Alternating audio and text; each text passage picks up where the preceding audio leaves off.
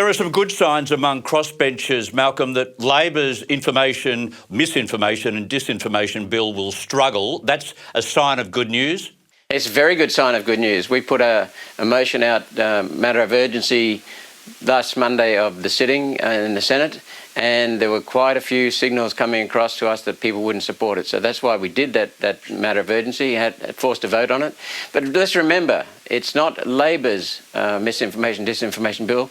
The Morrison Liberal Nationals, with Morrison Littleproud in charge, introduced it into the Parliament.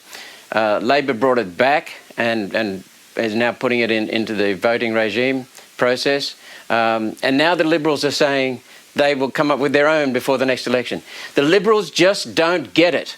No one wants this bloody censorship bill. And One Nation makes a promise it will never introduce such a bill. The best defence of truth is to let debate happen.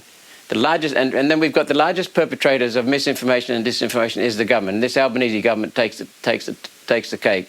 It's all about control and censorship, and they haven't got the guts to do it themselves. They're trying to intimidate the search engines and platforms into doing it for them and putting them in a position where, as someone said recently, they'll be fined if they don't exercise enough control, enough censorship, but they will not be fined if they exercise excess censorship. This is just about getting government control over the debate in this country and suppressing free speech. That's all it is. One Nation will never, ever introduce such a bill. I couldn't agree more. As a matter of fact, if an opposition or a government wants to do anything about what we say freely, I think they should wind back the restrictions that exist right now, because the e-safety czar is out of control. I agree with you, and this compounds the problem.